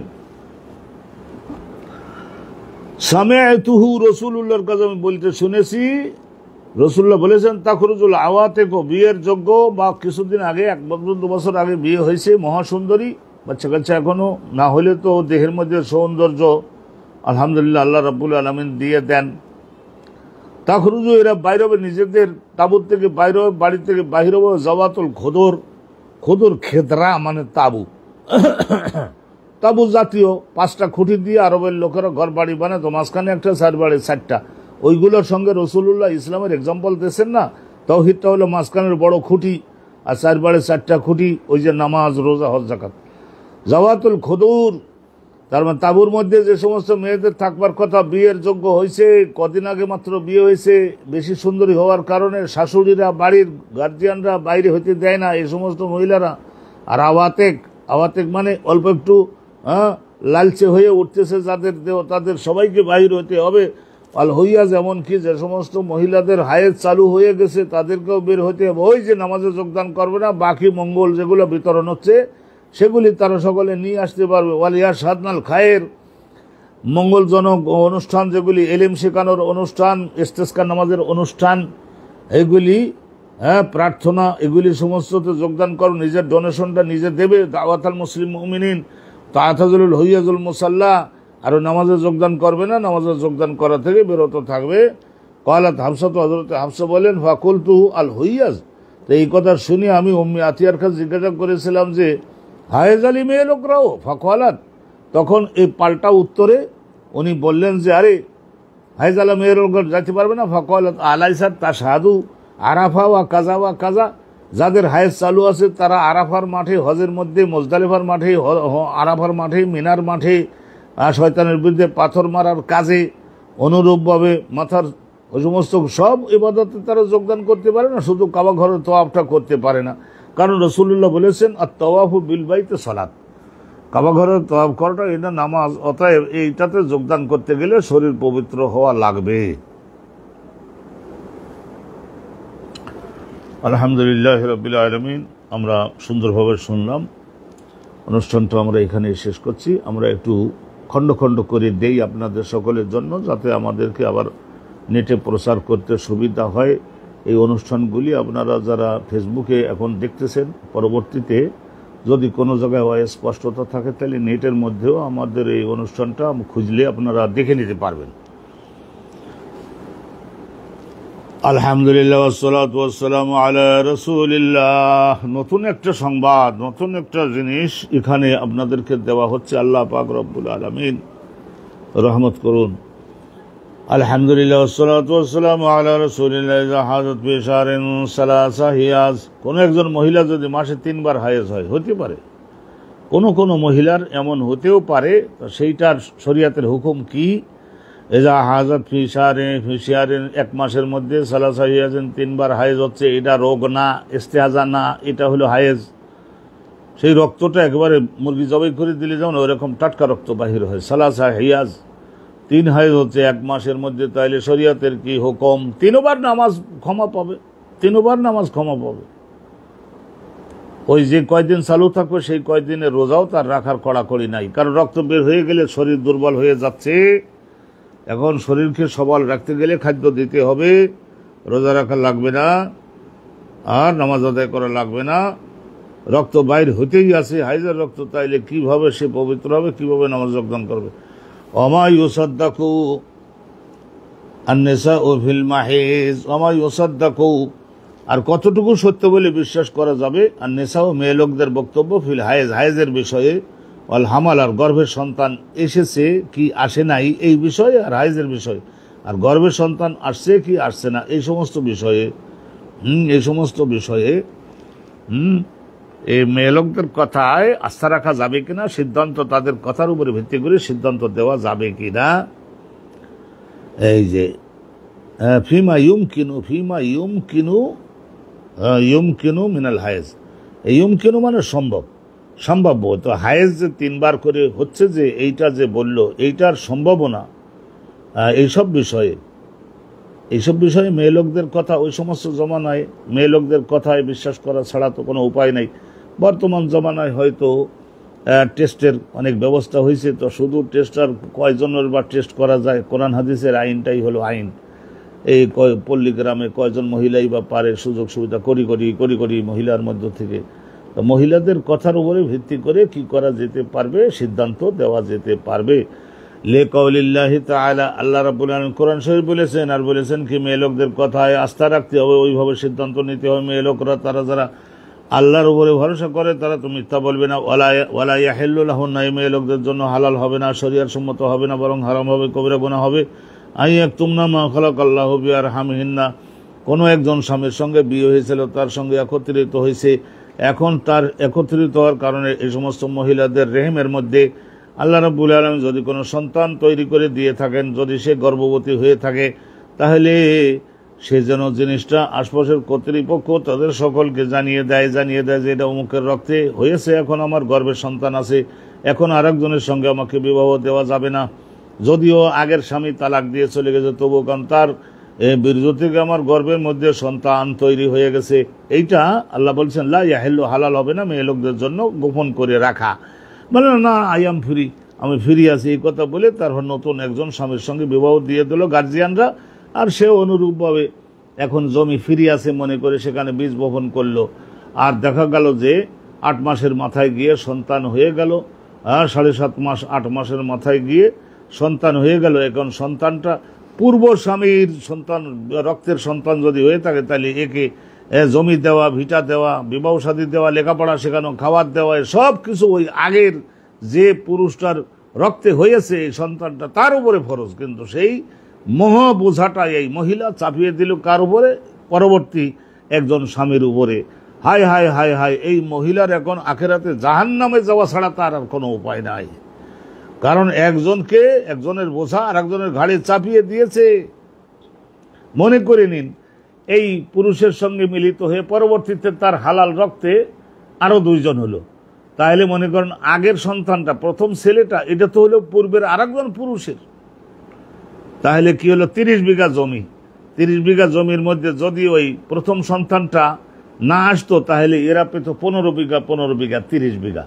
এখন ওই প্রথম সন্তানটাকে এই পুরুষের নামে দিয়ে দেওয়ার কারণে এখন পাচ্ছে 10 বিঘা 10 বিঘা 10 বিঘা। তাহলে কি পরিমাণে আখেরাতে কি পরিমাণে ওই মহিলা হলো সব পাপের গোড়া, যে আর একজনের রক্তে গর্ভের সন্তান নিয়ে তারপরে কি করেছে পরবর্তীর আর একজন স্বামীর ঘাড়ে চাপিয়ে দিয়েছে। আরে চিন্তা করো না, এটা তোমার রক্তে হয়েছে, মাঝে মধ্যে অনুরূপভাবে বাপের সঙ্গে নাসিকার গঠন একটু গরমিল হতে পারে, হয়তো এই রকমের নাকালা তোমার বংশে কখনো ছিল, রঙেও একটু গোলমাল হতে পারে। চিন্তা করে দেখছেন, ওয়ায়ুযকারু মা কানাত অবিহি ক্বালা ইব্রাহিমু ওয়া ক্বালা আতাউন আল হাইজু ইয়াওমুন ইলা 15। তাইলে কি হলো, ওয়ায়ুযকারু মা কানাত, তাইলে কি হলো, ফি আরহামিহিন্না ওয়ায়াযকুরু, তাইলে এখানে মা কানাত যে ঘটনা ঘটেছে সেইটা উল্লেখ করে দিতে হবে। লা ইয়াহিল্লু লাহুন্না, হালাল হবে না গোপন করে রাখা, উল্লেখ করে দিতে হবে। মা কানা, যা কিছু ঘটে থাকুক না কেন, যা কিছু ঘটে থাকুক না কেন সেটা বলে দিতে হবে। ওয়াবিহি ক্বালা ইব্রাহিম, আর এইটাই ইব্রাহিমের নাখাইর মত, বিখ্যাত তাবিঈ ইব্রাহিমের নাখাইর থেকে ফতোয়া শিখে ইমাম আজম আবু হানিফা ফতোয়া এত বড় দক্ষতা অর্জন করলেন ইব্রাহিমের নাখাই। আর ওয়াকালা আতা, হযরত আতা ইবনে আবি উনি তাবিঈ, উনি বলতেন আল হায়েজ এটা মহিলাদের হায়েজটা, এটা ইয়ামুন একদিন, সর্বনিম্ন 24 ঘন্টা থেকে আবার বন্ধ হয়ে যেতে পারে, ইলা 15 15 দিন পর্যন্ত যাদের চলে, দেহের মধ্যে পানি ও জলীয় ভাগ যার যে পরিমাণ সেই পরিমাণে চলে। ওয়াকালা মুআতামির আন আবিহি, মুআতামির তার বাপের থেকে শুনিয়ে এই বক্তব্য বলেছেন। তার বাপ বলছেন, সাআলতু ইবনা সিরিন, মোহাম্মদ ইবনে সিরিনের কাছে আমি জিজ্ঞাসা করেছিলাম, আনিল মারআতে, একজন মহিলা সম্পর্কে, তারা আদ-দামা, তারা মানে দেখতেছে আর দামা রক্ত বের হচ্ছে, বাদা কর এহা বে 5 আইয়াম, মনে করে নিন তারা আদ-দামা বাদা কর এহা বে 5 আইয়াম, 5 দিন, এই 5 দিন মাত্র যাওয়ার পরে আবার 5 দিন আগে হাইজের রক্ত শেষ হয়েছে, তো 5 দিন পরে 5 দিন ভালো থাকলো, পবিত্র থাকলো, আবার হাইজের রক্ত বের হইতেছে। তো হযরতে মুহাম্মদ বিন সিরিন তাবিঈ, তিনি বলেছিলেন যে এইসব বিষয়ে আন-নিসা ও আলামু বিযালিকা, এইসব বিষয়ে মহিলাদের বক্তব্য, মহিলারাই অধিক জানে। কারণ তার যদি এই ধরনের অন্যান্য মাসে হাইজ হওয়ার পর থেকে যদি এইভাবেই চলে, প্রথমে হাইজ হলো 5 দিন, হাইজ শেষ হয়ে গেল, তারপরে আবার কি হলো, আবার ওই 5 দিন পবিত্র থাকলো, তারপর আবার হাইজ আসলো, তারপর আবার 5 দিন পবিত্র, এরকম তার মাসে 3 হাইজ, 15 দিন পবিত্র 15 দিন হায়েজ হতে পারে। এখানে মেয়ে লোকদের কথাই গ্রহণযোগ্য হবে। কে বলতেন? মোহাম্মদ বিন সিরিন, উনি বলতেন যে এটা মহিলাদের বক্তব্য গ্রহণযোগ্য হবে। তাইলে চিন্তা করে দেখেন এটা ইমাম বুখারী হুজুর কি করলেন, নানা জায়গা থেকে নানা ব্যক্তির বক্তব্য এনে একটা হেডিং লাগালেন, 1 2 3 4 5, প্রায় 5 লাইনের হেডিং। আলহামদুলিল্লাহ, হেডিং তো আমরা শুনলাম, তারপরে হাদিস আছে মাত্র একখানা, ছোট একখানা হাদিস, হেডিংয়ের তুলনায় এই ধরনের বেশি হয়ে যায়। তো যাক, আলহামদুলিল্লাহ, এটা জ্ঞানীগুণী পণ্ডিতগণের বক্তব্য উদ্ধৃত করাতে হাদিসের বক্তব্য বুঝে নেওয়া আমাদের জন্য সহজ। হাদানা আহমদ ইবনে আবি রাজা ইমাম বুখারীর উস্তাদ, ক্বালা আকবারনা আবু উসামা, ওনার উস্তাদ আবু উসামা উনি বলছেন যে হিশাম ইবনে উরওয়ার কাছে শুনেছি, হিশাম ইবনে উরওয়া, হিশাম শুনে তার বাপ উরওয়ার কাছে, উরওয়া শুনেছেন তার খালা আয়েশা সিদ্দিকার কাছে, আন্না ফাতিমা বিনতে আবি হুবাইশ আলাতিন নবী সাল্লাল্লাহু আলাইহি ওয়াসাল্লাম ক্বালাত ইন্নী উস্তাযু। এই হাদিস আমরা শুনেছি কয়েকবার। নিশ্চয় ফাতিমা বিনতে আবি হুবাইশ একবার রাসূলুল্লাহর কাছে গিয়ে রাসূলের স্ত্রীগণ পাশে দাঁড়িয়ে থাকেন, হুজুর আমার ইস্তিহাদা হয় ফালা আথুরু, সারা মাসের মধ্যে কোনো একটা দিন রক্ত পড়া বন্ধ হয় না, এখন এই সারা মাস কি নামাজ থেকে ক্ষমা পাবো, নামাজ বর্জন করা ঠিক হবে কি? ওয়াকাল আল্লাহ রাসূলুল্লাহ বলেন যে না, এই নামাজ তুমি ছাড়তে পারবে না। ইন্না যালিকা দামু ইরকিন, এরকুন মানে এটা ঘাম জাতীয়, এর মধ্যে 10 আনা ঘাম 6 আনা রক্তর মতো বাহির হয়। এরপর স্বামী স্ত্রী নিশ্চয় একটা শৃঙ্খলা ভঙ্গ করছে, হতে পারে, নাও হতে পারে, অন্য কোনো কারণেও হতে পারে। ইন্না যালিকা দামু ইরকিন, এই যেটা এখন বাহির হতেছে সারা মাস যাবত, এটা হচ্ছে এমন একটা রক্ত, হালকা একটু লাল থাকাতে আমরা রক্ত বলছি, কিন্তু আসলে ঘামের ভাগটা বেশি ওর মধ্যে। এটার কারণে অত স্বাস্থ্য ধ্বংস হয় না এবং রোজা এবং নামাজের থেকে ক্ষমা পাবা না। ওয়ালাকিন দাইসসালাতা, কিন্তু তুমি ত্যাগ করতে পারবে নামাজ। কদরাল আইয়ামিল্লাতি কুনতা তাহিজিনা, যে কয়দিনের মধ্যে তোমার খাঁটিভাবে হায়েজ চালু ছিল আগে, ওই কয়েকদিনের জন্য তুমি নামাজ মাপ পাবা। সুম্মা ইগতাসিলি, তারপরে ওই কয়েকটা দিন যাওয়ার পরে তারপর ভালো করে গোসল করে নেবা, তারপর গোসল করে নিয়েই তারপর তোমার সঙ্গে তোমার নামাজ পড়তে হবে আর তোমার স্বামীর অধিকারও দিতে হবে। আলহামদুলিল্লাহ রাব্বিল আলামিন, আমরা সুন্দরভাবে এই জিনিসটাও শেষ করলাম। আমরা যেহেতু আজকের এই হায়েজটা শেষ করতে চাই, তো সেই জন্য আর মাত্র অল্প কিছু আছে, একটু আপনাদের মনোযোগ এবং নেক বিবেচনা আমি ধৈর্য প্রত্যাশা করছি। বাবুনা সুব্রত ওয়াল কুদরত ফি গায়রি আইয়ামিল হায়েজ, হায়েজের যে দিনগুলি, সেই দিনগুলি হয়তো 6-7 দিন, সেই দিনগুলি পার হয়ে যাওয়ার পরেও কোনো মহিলা যদি দেখে হলদে রঙের একটু পানীয় বাহির হচ্ছে, কুদরাত মানে এইটা পানির মতো স্বচ্ছ না, আবার অনুরূপভাবে হলুদের মতো, এটা ছাই মাটি একসঙ্গে করে, ছাই মাটি পানি একসঙ্গে যেন কালচে লালচে আধা এরকম একটু বাইরে, কুদরাত বলা হয় তার, ছোট কাপ, কুদরাতুন, কাপ দাল রাতা, কুদরাতুন, ছাই মেটে রঙের তারল্য, আর একটু হলদি রঙের তারল্য, এটা লাল না, রক্ত না, এটা যদি বের হতে দেখে তাহলে এর হুকুম কি? এটা হায়েজের রক্ত না, নামাজ ক্ষমা পাবে না, রোজা ক্ষমা পাবে না, স্বামীও একত্রিত হতে পারবে। আবে কলাদানা কোথাবে তোমরা সাইদিন কলাদানা ইসমাইল আন আইয়ুব আন মুহাম্মাদিন আন উম্মে আতিয়া, তো উম্মে আতিয়া নবী পাক সাল্লাল্লাহু আলাইহি ওয়াসাল্লামের মদিনার আনসারী মহিলাদের মধ্যে সিনিয়র একজন, বয়স্কা, কিন্তু জ্ঞান বুদ্ধি ছিল অসাধারণ। তো ওনার থেকে কয়লা তিনি বলছেন যে কুন্না লা নাউদ্দু আল কুদরাতা ওয়া সুফরাতা শাইয়ান, আমরা মদিনার রাসূলুল্লাহ যুগের মহিলা যারা, আমরা লা নাউদ্দু কাউন্ট করতাম না, হায়েজ হিসাবে কাউন্ট করতাম না, কুদরত ওই যে ছাই মাটির রং মাখানো একটু কালচে ধরনের, যে কালো ধরনের যে একটু বাহির হচ্ছে পেশাবদার দিয়ে, ওইটাকে হাইজের রক্ত হিসেবে গণ্য করতাম না। সোফরা হলদে রং, একটু হালকা হালকা হলদে রঙও আছে, এটাও আমরা গণনা করতাম না হাইজের রক্ত হিসেবে। আমরা আলহামদুলিল্লাহ এটা হায়েজ না, এই পরিষ্কার করে দেওয়া গেল। এখন আর একটা জিনিস আপনাদের সম্মুখে একটু বলতে চাচ্ছি, শুনে নিন। বাবু এরকেল ইস্তেহাজা মানে হায়েজের বাইরে সারা মাস যাবত যেটা বের হয়, তো এইটা আপনার ইস্তেহাজা, এটাও এক ধরনের রোগ ব্যাধি, এর ঘাম, কিন্তু ওর মধ্যে কিঞ্চিত একটু ওই রক্তের মতো মিক্সার আছে, তো এইটার কারণে এটার কারণে ইয়ে হবে না। আবে কলাদানা ইব্রাহিম ইবনে মুনজির আল্লাহ হেজামি, মনজির আল হেজামি, ইব্রাহিম ইবনে মনজির আল হেজামি অনেক অজ্ঞ এবং নাদান, ইসলামের দুশমন। আমি তাদের নাদানি বলি এই কারণে বলি, যেহেতু এই হাদিস শরীফ পড়াচ্ছি প্রায় আলহামদুলিল্লাহ আল্লাহ তাআলার মেহেরবানিতে 47-50 বছরের কাছে হলো, তো এখানে অনেকেই বলে যে আরে হাদিস শাস্ত্রের কোনো গ্রহণযোগ্যতা নাই। কেন নাই? তো বলছে এটা লিখিত হয়েছে ইমাম বুখারীর যুগে। চিন্তা করে দেখেন এই অজ্ঞগুলা কি বলে, কত মারাত্মক কথা বলে।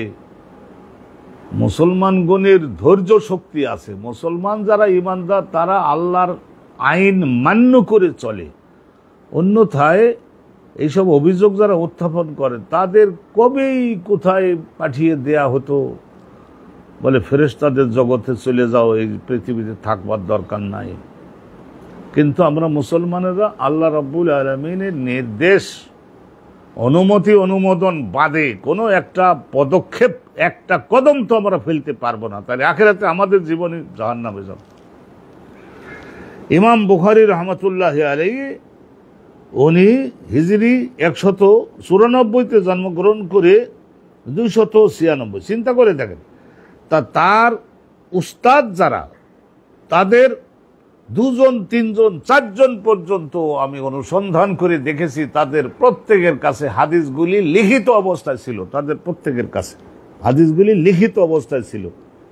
এমনকি রাসূলুল্লাহ সাল্লাল্লাহু আলাইহি ওয়াসাল্লামের যুগে মিশর বিজয়ী আমর ইবনে আল-আসের যে ছেলে হযরতে আব্দুল্লাহ, উনি, হযরতে আলী, এছাড়া আরো 8-10 জন যাদের কোরআনের মধ্যে আর হাদিসের মধ্যে পার্থক্য করবার যোগ্যতা রয়েছে, তাদের রাসূলুল্লাহ অনুমতি দিয়েছিলেন যে আমার মহা গুরুত্বপূর্ণ বক্তব্যগুলা, যেগুলি মুখস্থ রাখা অনেক সময় হয়তো কঠিন হতে পারে, সেগুলি লিখে পেল। আর তাবেঈ তারা সকলেই লিখেছেন, হাদিস লিখেছেন, তাদের প্রত্যেকের কাছে। ইমাম বুখারী রাহমাতুল্লাহ কিছুদিন এইরকম ভাবে উনি লিখতেন না, কিন্তু ওনার কাছেও লিখিত ছিল। তাহলে ওনার উস্তাদ, তার উস্তাদ, তার উস্তাদ, 3 পুরুষ 4 পুরুষ উপরে গেলে তাদের প্রত্যেকের কাছে লিখিত গ্রন্থ ছিল। আর বলতেছে যে এরকম ভাবে 200 বছরের পরে, 250 বছরের পরে কি পণ্ডিতি দেখায় তারা। حدثنا إبراهيم بن المنذر الحزامي قال حدثنا معاذ بن عيسى عن ابن أبي زيد عن ابن شهاب عن عروة وعن عمرة। এখানে উরওয়া থেকে রিওয়ায়াত করেছেন ইবনে শিহাব জোহরি, তাবেঈ, কিন্তু বাঘা তাবেঈ। এই যে ইবনে শিহাব জোহরি তাবেঈ, ওনার কাছেও লিখিত বহু সংখ্যক কিতাব ছিল। ওনার অধীনে ওমর বিন আব্দুল আজিজ 100 যুবক দিলেন, তারা প্রত্যেকেই লিখিত আনতো হাদিস। কোন জায়গার কথা কোন জায়গায় লাগাইলো চিন্তা করে দেখছেন। ইবনে শিহাব জোহরির কাছে লিখিত কিতাব ছিল। আন উরওয়াতা ও আন উমরা, আর এই যে আরেকজন বললাম না, উরওয়া আন উমরা, এই উরওয়া রিওয়ায়াত করেছেন, উনি রিওয়ায়াত করছেন উমরা থেকে। উমরা রিওয়ায়াত করেন আয়েশা সিদ্দিকা জাওজিন নবী সাল্লাল্লাহু আলাইহি ওয়াসাল্লাম, ইন্না উম্মা হাবিবা, নবী পাকের স্ত্রী উম্মে হাবিবা অসুস্থ হয়ে যান। হায় হায় হায় হায়, রাসূলুল্লাহর স্ত্রী আবু সুফিয়ানের মেয়ে, পাহাড়ের মতো স্বাস্থ্য, তারপরেও একবার ইস্তেহাজা হলো। 4-5 বছর ছিল মাত্র এই অসুখটা, ইস্তেহাজা হলো উম্মে হাবিবার। 7 বছর এরকম ছিল, পরে আবার ঠিক হয়ে গেল। ফাসালাত রাসূলুল্লাহ, আল্লাহ নবীর কাছে উনি জিজ্ঞাসা করছিলেন, আনজা আলিকা হুজুর, আমার তো ইস্তেহাজা হচ্ছে, তো এখন আমি কি কি সুবিধা পাবো, কি কি আইন মানতে হবে। আমারাহা, রাসূলুল্লাহ সাল্লাল্লাহু আলাইহি ওয়াসাল্লাম তাকে বলেছিলেন, আন তাগতাসিলা, তোমাকে প্রত্যেকটা ফরজ নামাজের আগে গোসল করে নিতে হবে। গোসল করে নিতে হবে, এটা গোসল করার কথা যে বলছে এটা মোস্তাহাব, কিন্তু আসলে হলো ওই জায়গাটায় ভালো করে ধুয়ে তুলা এবং সুতা এগুলি তারা ভালো করে মুছে ওখানে স্পেশাল কাপড় বেঁধে তারপরে প্রত্যেক নামাজের জন্য আলাদা করে ওযু করে নিতে হবে। এইটাই হলো আইন। আর গোসল করে নেওয়ার কথা যেটা বললেন রাসূলুল্লাহ, সেটা হলো মুস্তাহাব। আন তাগতাসিলা ফাকালা হাযা ইরকুন, এটা কোনো হায়েজ না, এটা হলো এক ধরনের দেহের মধ্য থেকে ঘাম। এইটা অনেক সময় দেহের একটা জায়গায় ওই লোমকূপ, লোম, এগুলো বাহিরেও যেমন আছে, ঘাম বাহির হয় না, ওরকম ভিতরেও আছে, সেইগুলির ওখান থেকে ঘাম বাহির হয়ে যায়। ফাখানা তাগতাসিলু, ওনার অভ্যাস হয়েছিল তাগতাসিলু লিকুল্লি সালাত, প্রত্যেক নামাজের আগে তো গোসল করে নিতেন। মরহুমের লোকেরা তাদের আলহামদুলিল্লাহ তখন আর্থিক সচ্ছলতা আল্লাহ দিয়েছেন, আবু সুফিয়ানের মেয়ে গোসল করে নিতেন, নিয়ে তারপরে সুন্দর করে পাক পবিত্র হয়ে সালাত যোগদান করতেন। ইস্তেহাজার কারণে নামাজ মাপ পাওয়া যাবে না। জানলেন তো মাসালাটা। বাবুল মারাদ, বাবুল মারাদে তাহিজ বাদাল ইফাদা, বাদাল ইফাদা। এখন গুরুত্বপূর্ণ একটা মাসালা শুনে নিন। ইফাদা বলতে কাবা ঘরের ওই যে 10, 11, 12 3 দিন রাতে বা দিনে কাবা ঘরের তওয়াফ করা যে ফরজ, ওই তওয়াফটার অনেকগুলি নাম আছে। একটা হলো তওয়াফে জিয়ারাত, আর ওটা তওয়াফে ইফাদা। তওয়াফে ইফাদা, ইফাদা, তওয়াফে ইফাদা, তওয়াফে ইফাদা ফরজ তওয়াফটা করেছে, তারপরে হায়েজ হয়ে গেছে। এখন বিদেশি হাজি হাজিনি হওয়ার কারণে বিদায়ের আগে আরেকটা সুন্নাত তওয়াফ আছে, তওয়াফে বিদা। তা সেইটার থেকে ওই মহিলা মাপ পাবে, কারণ সব দেশের লোকরা চলে যাচ্ছে, তাদের সঙ্গেও তো তাকে চলে যেতে হবে। হায়েজ হয়তো 7 দিন চলবে, 7 দিনের জন্য কাফেলা, সব লোক তো আর তার জন্য অপেক্ষা করতে পারবে না। তো অতএব রাসূলুল্লাহ আল্লাহর কাছ থেকে অনুমতি নিয়ে বলে দিলেন যে ঠিক আছে আল্লাহ, এই যেহেতু হায়েজ চালু হয়ে গেছে, তার কাফেলার সব লোক চলে যাচ্ছে, বিদেশি হওয়া সত্ত্বেও শেষ পর্যন্ত কাবা ঘরে শরীর নাপাক হওয়ার কারণে যেতে পারলো না, কোনো ভুল ত্রুটি ধরবে কিনা। তা আল্লাহ বললেন যে না, আপনি ক্ষমা করে দেন, ক্ষমা করে দিলাম, দেন মাপসাপ করে দেন। তাহলে ফরজ তওয়াব করেছে, তারপরে হায়েজ হয়েছে, এই মহিলা বিদায়ী তওয়াব না করে চলে যেতে পারবে। গুরুত্বপূর্ণ মশলা। حدثنا عبد الله بن يوسف قال اخبرنا مالك عن عبد الله بن ابي بكر بن محمد بن عمرو بن حزم। সুন্দর দেখছেন কিরকম নাম, এটা একটা বিরাট ব্যাকরণের কথা এখানে এসে গেছে। আল্লাহু আকবার, আল্লাহু আকবার, আল্লাহু আকবার। শোনেন, আমি বলতেছি, সুন্দর করে বলতেছি। আব্দুল্লাহ ইবনে আবি বকর ইবনে মুহাম্মদ ইবনে আমর ইবনে হাজম, হাজমের পুত্র, আমরের পুত্র, মুহাম্মদের পুত্র, আবু বকরের পুত্র আব্দুল্লাহ। তা কিরকম হলো? 5টা হলো। তো এখানে আমাদের বালাগাতের নিয়মে আছে না, তাকরারুল এজাফাত মুখিল্লুন বিল বালাগাত। এই তাকরারে এজাফাতটা বালাগাতের ক্ষেত্রে বিঘ্ন। যদি তাকরারে এজাফাত করে, তাকরারে এজাফাত তো বুঝে গেছেন আপনারা, এইটা পসেসিভ কেস, ইংরেজিতে পসেসিভ কেস যে বলা হয়, এটা বলা হয় না তাকরারে এজাফাত। হ্যাঁ, তো এইটা যে বলে লেগ অফ টেবিল, টেবিলের পায়া, আর অন্য বলো জায়েদ পেন, জায়েদের কলম, এগুলো পসেসিভ কেস বলে। তো এই পসেসিভ কেস আরবি ভাষায় এই মুখতাসরুল মানি এই জাতীয় কিতাবগুলোর মধ্যে লেখা আছে যে তাকরারুল এজাফাতে মুখিল্লুন লিল বালাগাত। বাক্যটার মধ্যে বালাগাতের কিছু ঘাটতি দেখা দিবে যদি তাকরারে এজাফাত হয়ে থাকে। তাকরারে এজাফাত যদি হয়ে থাকে, তা তাকরারে এজাফাত মানে ওই সম্বন্ধ কেস এই 2-3 বার করে করা সম্বন্ধ। তো কিরকম? তো ওখানে এক্সাম্পল দিতেছে না, ইয়া হাম্মামাতা জারআ হাওমাতাল জান্দালি,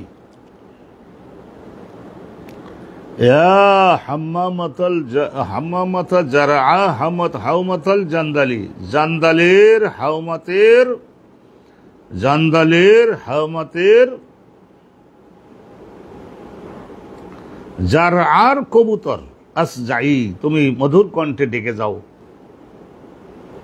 ফাআনতা বিমারআ মিন সুআদ ওয়া মাসমাই, আমার প্রেয়সী বান্ধবী সুআদ তোমার ওই নাচন দেখতেছেন এবং তোমার দেখতেছেন, আর তোমার ওই মধুর কণ্ঠের ওই বাকবাকম এটাও শুনতেছেন, ডেকে যাও, ডেকে যাও। তো এইটারে অনেকেই বলেছে তাকরারে এজাফাত, কিন্তু চিন্তা করেন এইখানে আল্লাহর রসুলের এই হাদিসের মধ্যে কিরকম তাকরারে এজাফাত 5 বার হয়েছে। দেখেন, হাজমের পুত্র, আমরের পুত্র, মুহাম্মদের পুত্র, আবু বকরের পুত্র আব্দুল্লাহ। কিরকম হলো? 5টা হলো। আব্দুল্লাহ, তার বাপ আবু বকর, তার বাপ মোহাম্মদ, তার বাপ আমর, তার বাপ হাজম। তাকরারে এজাফাত সবসময় দোষের হয় না, ভালো করে সাজাতে জানলে হয় না। আমি এটা মক্কা শরীফে দেখছি, একটু আনন্দের অবস্থা আছে, সেই জন্য আপনাদের বলে দিচ্ছি। বহুবার তো আল্লাহ মক্কা শরীফ আগে লিখতো, ওই যে হাজিরদের নিয়ন্ত্রণ করবার জন্য ওরা বলে মাকতাবু, মাকতাব মানে অফিস, মাকতাবু মুআসসাসাতে হুজ্জাজে দোয়ালে জুনুবে আসিয়া, এশিয়ার দক্ষিণ অঞ্চলের রাষ্ট্রগুলির হাজিদের মুআল্লিমগণের কেন্দ্রীয় অফিস। কিরকম মারাত্মক কথা! মাকতাবু হুজ্জাজে, মাকতাবু হুজ্জাজে, মাকতাবু মুআসসাসাতে দোয়ালে জুনুবে আসিয়া, তাকরারে ইজাফত। তো এই তাকরারে ইজাফত সবসময় এটা দোষের হয় না। তো যাই হোক, এটা স্মরণে আসছিল, তো আপনাদের উদ্দেশ্যে বললাম, অনেক সময় এগুলি বলা লাগে। আব্দুল্লাহ ইবনে বকর, আব্দুল্লাহ ইবনে আবু বকর ইবনে মুহাম্মদ ইবনে আমর ইবনে হাজম আন আবিহি, ওনার বাপের থেকে রিওয়ায়াত করছেন। আর ওনার বাপ, তার মানে আব্দুল্লাহ রিওয়ায়াত করছেন তার বাপের থেকে। বাপ কেটা? আবু বকর। আন উমরা, তার বাপ রিওয়ায়াত করছেন উমরা বিনতে আব্দুর রহমান আন আয়েশা জাওজিন নবী সাল্লাল্লাহু আলাইহি ওয়াসাল্লাম ক্বালাত, আন্নাহা ক্বালাত, নিশ্চয় নিশ্চয় তিনি বলেছেন, আয়েশা সিদ্দিকা বলেছেন রাদিয়াল্লাহু তাআলা আনহা, লে রাসূলিল্লাহ সাল্লাল্লাহু আলাইহি ওয়াসাল্লাম, ইয়া রাসূলুল্লাহ ইন্না সাফিয়াতা বিনত হুয়াই নামক ইহুদির কন্যা হযরতে সাফিয়া ইসলাম কবুল করে নবী পাকের স্ত্রী হয়ে গেছেন। সাফিয়া বিনতে হুয়াই কাদ হাদাত, তারা হায়েজ হয়ে গেছে। হজে ছিলেন, উনিও হজে ছিলেন, তো হায়েজ হয়ে গেছে, ফরজ তওয়াফ করবার পরেই হায়েজ হয়ে গেল। ক্বালাত রাসূল ক্বালা রাসূলুল্লাহ, রাসূলুল্লাহ তখন বললেন, আল্লাহ তাহবিসুনা, সম্ভবত সে তাইলে যে বিপদে ফেলেছে আমাদের আটকাবে নাকি? আমাদের সফর তো মক্কা থেকে আমরা চলে যাব মদিনা থেকে, সে কি আমাদের আটকাবে? কারণ সে যদি ফরজ তওয়াফ না করে থাকে তাইলে তাকে তো কি করে নিয়ে যাব। আলাম তাকুন তাওয়াফাত, এখন তওয়াফ কি করে নাই? আলাম তাকুন তাওয়াফাত, সে তওয়াফ কি করে নাই? মা আকুন, তোমাদের সকলের সঙ্গে। ফাকালু, তখন অন্য স্ত্রীগণ বললেন যে হ্যাঁ হ্যাঁ ইয়া রাসূলুল্লাহ, উনি তওয়াফ করেছেন। ক্বালা ফাখরুজি, তাহলে রাসূলুল্লাহ তখন বললেন যে না, তাইলে আর সমস্যা নাই, বাইরাও, কারণ ওই যে বিদায়ী তওয়াফটা সুন্নাত, এটা তার জন্য ক্ষমা, হায়েজ হওয়ার কারণে হায়েজ অবস্থায় বিদায়ী তওয়াফ করতে পারবে না। এই একখানা হাদিস আমরা গেলাম, পরিষ্কার বুঝে গেছি, হেডিং এর অনুবাদে বুঝে গেছি। হাদাদানা মুআল্লা ইবনে রাশিদ ক্বালা হাদাদানা ওয়াহাইবুন আন আব্দুল্লাহ ইবনে তাউস আন আবিহি তাউস আন আব্দুল্লাহ ইবনে আব্বাস ক্বালা রুখিসা লিল হায়েজ, হায়েজ আলী মহিলাদের জন্য রুখসত রয়েছে, রাসূলুল্লাহ দিয়েছেন আন তানফুরা, মক্কা থেকে বেরিয়ে চলে যেতে পারবে। হায়েজ যদি চালু থাকে তাহলে বিদায়ী তওয়াফটা তার করা লাগবে না। বিদেশিনী মহিলা, বিদেশি পুরুষের জন্য তো বিদায়ী তওয়াফ করতে হয়, কিন্তু সেটা করা লাগবে না, রুখসত। কারণ হায়েজ, সঙ্গী সাথীগণ সবাই 20-50 জন অত দাঁড়াতে পারবে না। সবার কথা বিবেচনা করে তাকে বলে ঠিক আছে, তোমার করা লাগবে না, তুমি যাও, তোমার সওয়াব পেয়ে যাবা। ওয়াকানা ইবনে ওমর, আব্দুল্লাহ ইবনে ওমর ইয়াকুলু ফি আউয়ালি আমরিহি, জীবনের প্রথম দিকে উনি মশলা দিতেন, আন্নাহা লা তানফিরু, ইনি মক্কা ছেড়ে যেতে পারবে না, বিদায় তওয়াফ করতে হবে। সুম্মা সামি'তুহু ইয়াকুলু, তারপরে উনি বলছেন যে আমি পরবর্তীতে আমি আবার ওনাকে বলতে শুনলাম, ইয়াকুলু, তিনি বললেন তানফিরু, বিদায় চলে যেতে পারবে। ইন্না রাসূলুল্লাহ সাল্লাল্লাহু আলাইহি ওয়াসাল্লাম রাখাসা লাহুন্না, নবী করিম সাল্লাল্লাহু আলাইহি ওয়াসাল্লাম তাদের জন্য রুখসত দিয়েছেন। আর এই সামান্য আমাদের দুটো হাদিস আছে, দুটো হাদিস ইনশাআল্লাহ আমরা আলোচনা করে দিচ্ছি আলহামদুলিল্লাহ। তাইলে আমরা হায়েজের অধ্যায়টা, চ্যাপ্টারটা শেষ করে আমরা তায়াম্মুমের মধ্যে গিয়ে পড়তে পারবো। আপনাদের সকলের অল্প একটু নেক বিবেচনা আমি এটা আশা করছি। ইজারাতুল মুস্তাহাজাতু ওয়াত তুহরান, একজন মুস্তাহাজা ইস্তেহাজাওয়ালা মহিলা, ওই সমস্ত মহিলাদেরকে বলা হয় যাদের শরীর থেকে দেখা গেল যে মনে করেন 10 আনা 12 আনা পরিমাণে ঘাম, আর এর সঙ্গে পানি, ঘাম পানি, আর এর সঙ্গে হয়তো 4 আনা পরিমাণে রক্তের মতো একটু হলদে হালকা হালকা আছে, বের হইতেই থাকে। এই রকমের মহিলা যদি দেখে যে এখন তোহর মানে পবিত্র, এখন আর ওই ইস্তেহাজা হচ্ছে না, এরকম দেখতে পারে, 5-6 ঘন্টার জন্য হলেও তো হতে পারে। ক্বালা ইবনু আব্বাস, হযরত আব্দুল্লাহ ইবনে আব্বাস বলছেন, এই মহিলা যেহেতু তোহর দেখতেছে, পাইছে, গোসল করে নিবে, নামাজও তাকে পড়তে হবে। আর যে একটা দিনের 6 ঘন্টাও যদি হয় তবুও তারে গোসল করতে হবে, নামাজ পড়তে হবে। আর তার স্বামী যদি যুবক হয় তাহলে তার সঙ্গে যদি কাছে আসতে চায় তাহলেও সে আসতে পারবে, কিন্তু নামাজটা আগে পড়ে নিতে হবে। এজা সাল্লাত, যদি নামাজ পড়ে নেয়, আর সালাতু আযমু, স্বামীর সেবাও করতে হবে, কিন্তু নামাজটাও তাকে পড়তে হবে।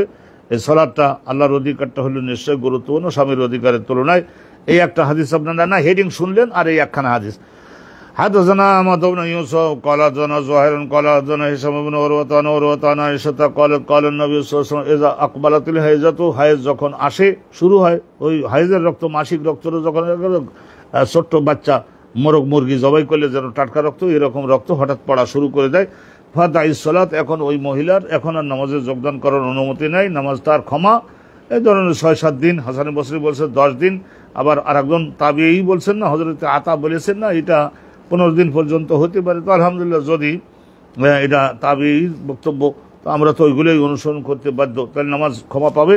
ওয়াইজা আকবারা, তার যখন বন্ধ হবে, চলে যাবে, ফাকসিলি, তাহলে এখন ধুয়ে ফেলতে হবে, নিজের শরীরটাকে গোসল করতে হবে, আর ওই রক্তগুলো কোনো জায়গায় লেগে থাকলে সেগুলো ভালো করে ধুয়ে ফেলতে হবে, আর নামাজও পড়তে হবে। আলহামদুলিল্লাহ, এটা তো এই সব গেল, এগুলো গেল হায়েজের বিষয়ের আলোচনা। নেফাসের মাত্র এই একখানি হাদিস আপনাদের জন্য আসে, এইটা আমরা খুব দ্রুত গতিতে আপনাদের জানিয়ে দিচ্ছি। নেফাস বলতে মনে করে নিন, গর্ভের সন্তান ভূমিষ্ঠ হওয়ার সময়ে ভূমিষ্ঠ সন্তান হয়ে গেল, তারপরে অনুরূপভাবে হায়েজের রক্তের মতোই যে কতদিন পর্যন্ত রক্ত, এটা 30 দিন পর্যন্ত হতে পারে, 15 দিন 20 দিন হতে পারে, যে কয়দিন রক্ত ঝরবে সেই কয়দিন নামাজ মাপ, অনুরূপভাবে সেই কয়দিন রোজাও মাপ, কিন্তু নামাজ আর কাজা করা লাগবে না, রোজাটাকে আবার পরবর্তীতে কাজা করে দিতে হবে। বাবুন আসসালাতু আনিন নুফাসা, এই যে নেফাসগ্রস্ত মহিলারা তাদের সকলের নামাজটার আইন কি এবং তাদের ওই নামাজের সুন্নাত বাকি, তাদের জন্য আইন কানুন কি আছে, এসব সম্পর্কে। তো আহমদ ইবনে আবু সুরায়ে, ইমাম বুখারীর শিক্ষক, তার শিক্ষক শাবাবা, তার শিক্ষক শুবা, তার শিক্ষক হুসাইন আল মুআল্লিম, তার শিক্ষক আব্দুল্লাহ ইবনে বুরাইদা, তার শিক্ষক সামুরা ইবনে জুনদুব আন্না ইমরাআতান মাতাত। সামুরা ইবনে জুনদুব বলছেন যে একজন মহিলা মারা গেলেন ফি বাতনিন, তার গর্ভের সন্তান বা সন্তান ভূমিষ্ঠ হওয়ার সময়ে বিশেষ কোনো আঘাতে মহিলাই মারা গেলেন, মা মারা গেলেন। ফাসাল্লা আলাইহান নবী ও রাসূলুল্লাহ সাল্লাল্লাহু আলাইহি সাল্লাম, তার উপরে নামাজ, জানাজার নামাজটা পড়িয়ে দিলেন। ফাকামা ওয়াসাতাহা, নবী করিম সাল্লাল্লাহু আলাইহি ওয়াসাল্লাম তার নামাজ পড়াবার সময় তার ঠিক কোমর বরাবর পেছনে দাঁড়িয়ে তারপর রাসূলুল্লাহ সাল্লাল্লাহু আলাইহি ওয়াসাল্লাম তার এই জানাজার নামাজটা পড়াইছিলেন।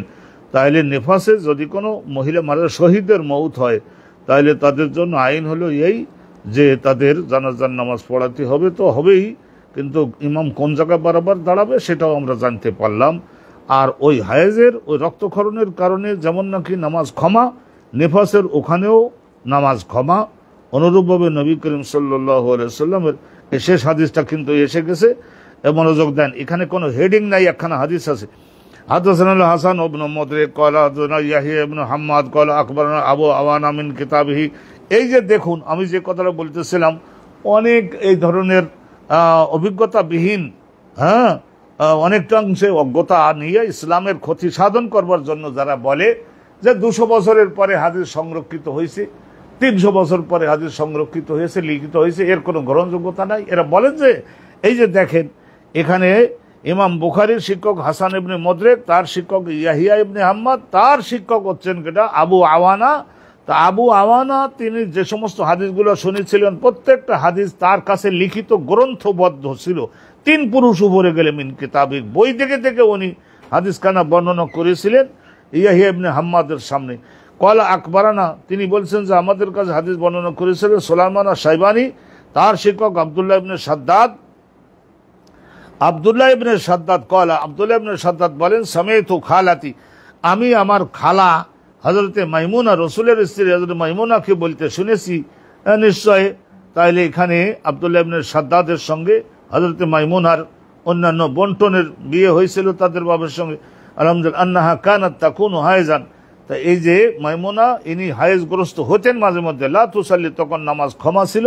ওয়াহিয়া মুফতারেশা, নামাজ পড়তেন না। ওয়াহিয়া মুফতারেশা, উনি তো শুয়ে থাকতেন বেহেজায়ে মসজিদে রাসূলুল্লাহ সাল্লাল্লাহু আলাইহি ওয়াসাল্লামের মসজিদে নববীর পাশেই ওনার বাড়ির কামরা, তথাপি দেওয়ালের সঙ্গে যদি শুয়ে থাকেন তাহলে কি হলো, রাসূলুল্লাহ সাল্লাল্লাহু আলাইহি ওয়াসাল্লাম নামাজ পড়তেছেন কিন্তু উনি নামাজ পড়তেন না, কারণ হায়েজ চালু আছে। ওয়া ইউসাল্লি আলা খুমরাতিহি, রাসূলুল্লাহ নামাজ যখন পড়তেছিলেন এই যে খেজুরের গাছের যে ডালা হয় না বাল্যে, আর ওই পাতা দিয়ে তৈরি করে চাটাই, ওই চাটাইয়ের উপরে দাঁড়িয়ে আল্লাহ নবী নামাজ পড়তেছিলেন, ইমামত করতেছেন। তাহলে চিন্তা করে দেখেন, এত কাছে তারপরেও ওনার সঙ্গে নামাজ পড়তেন না। কারণ কি, হায়েজ চালু আছে, হায়েজ চালু অবস্থায় নামাজ নিষিদ্ধ এবং কাজাও করা লাগবে না। এজা সাজাদা, তাহলে বলতে গেলে এখানে কথাটার অর্থ হবে এজা সাজাদা, রাসূলুল্লাহ সাল্লাল্লাহু আলাইহি ওয়াসাল্লাম যখন সেজদা করতে, নবীর স্ত্রী তো, নবীর তো স্ত্রী মাইমুনা, সেই জন্য এজা সাজাদা রাসূলুল্লাহ সাল্লাল্লাহু আলাইহি ওয়াসাল্লাম যখন সেজদা করতেন, আসাবানি বাজু সাওবিহি, নবী পাকের কাপড়